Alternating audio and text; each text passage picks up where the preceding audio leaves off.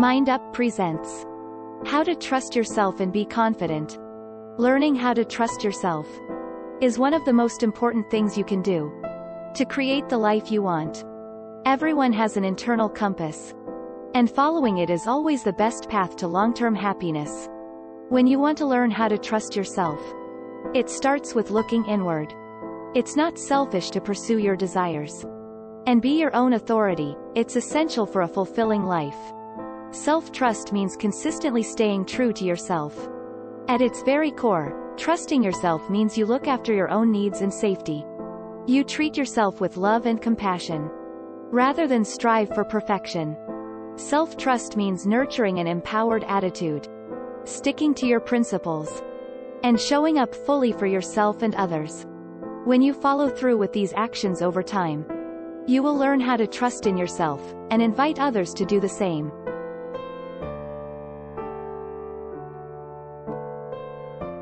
Number 1. Start with self-compassion. Is negative self-talk, that conversation going on in your head, undermining your confidence? Everyone has an internal dialogue. Sometimes your inner voice tells you that your vision or dreams are stupid or unattainable. When you make a mistake, say or do something you regret, the inner voice typically has a lot to say, none of it kind or helpful.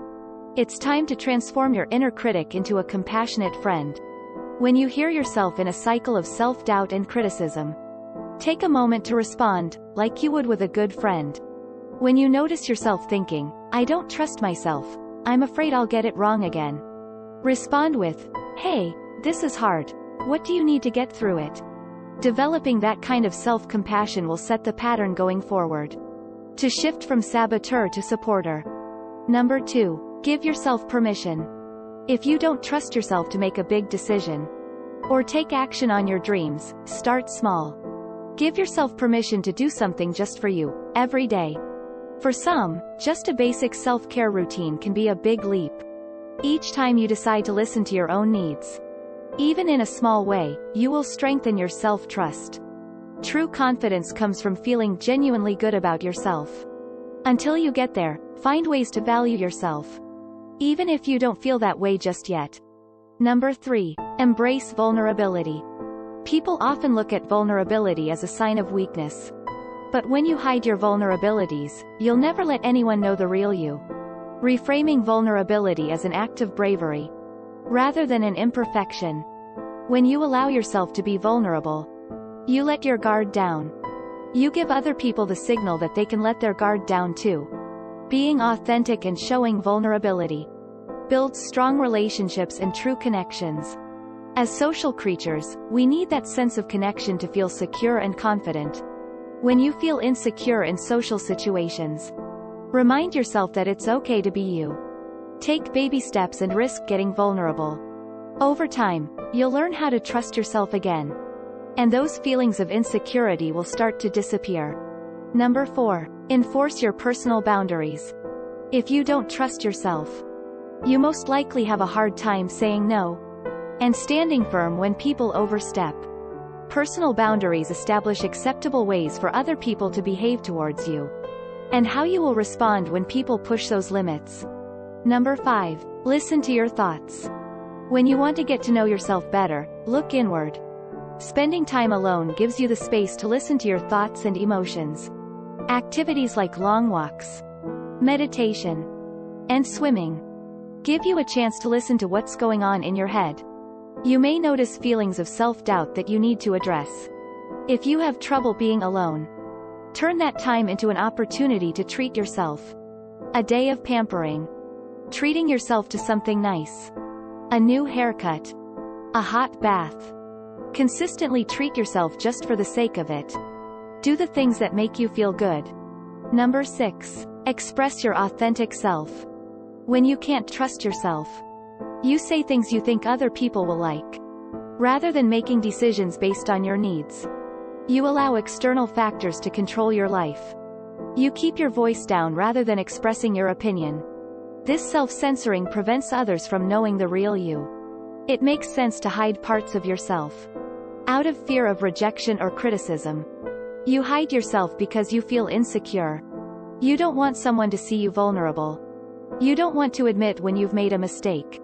But putting on a false exterior makes it hard to trust yourself. Authenticity is an important part of self-trust and developing long-lasting relationships. The more authentic you can be, the more you'll learn about yourself, and the more others will learn about you too. Let go of the idea that everyone is supposed to like you. When you stay true to who you are, your tribe will find you. Number 7. Know what truly matters to you. An inner conflict happens when you don't understand your most important principles. Outside influences pull you in all sorts of directions. You wind up making decisions based on other people's opinions, rather than listening to your own. When you examine beliefs and values, you can start matching your actions with your beliefs. You have a clear sense of who you are. You know when to say yes, and when to walk away. Over time, you start to trust yourself more. Number 8. Picture your version of success. What does success mean to you? Close your eyes and imagine your ideal life. Go into detail. What is the appearance of your most empowered self? What does the expression on your face look like? How do you feel? Strong? Happy? Healthy? Are you a total badass? What physical activities do you see yourself doing? Are you running? Lifting weights? Swimming? Surfing? Piloting a plane? Use your imagination. Who surrounds you? Do you picture yourself with a partner, children, or specific loved ones in your circle? Think of a number in your bank account. Visualization is a powerful tool. When you understand exactly what success means to you, you start to illuminate the path forward. Get specific so you can guide yourself forward. Number 9. Accept that you are not perfect. Perfectionism means refusing to accept anything short of perfect when trying to achieve your goals. This kind of mindset gets in the way of trusting yourself and moving forward when you make a mistake.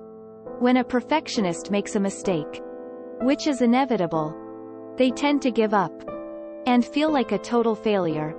They are so hard on themselves that they don't leave any room for error.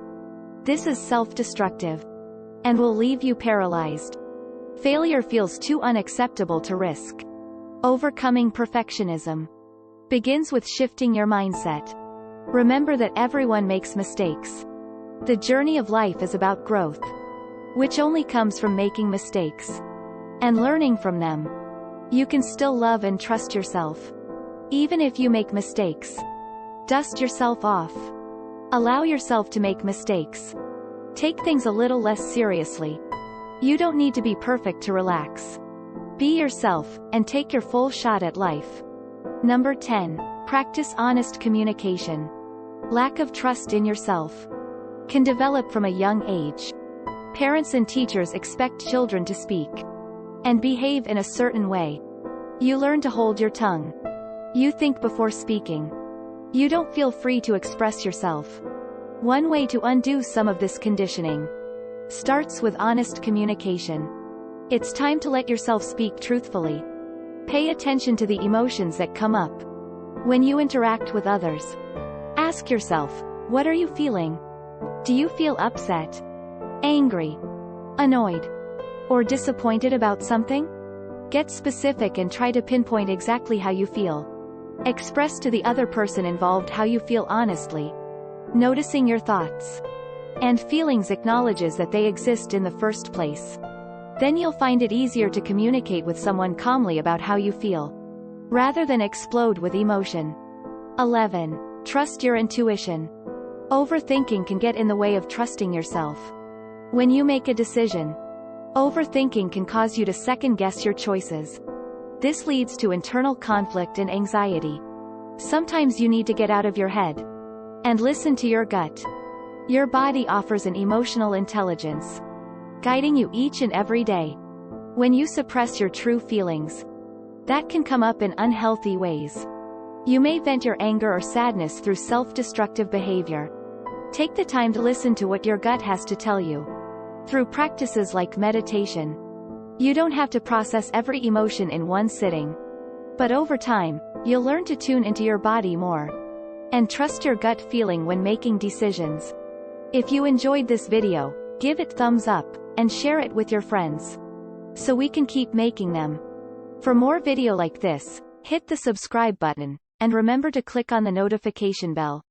Also, be sure to check out our other videos as well. Thanks for watching.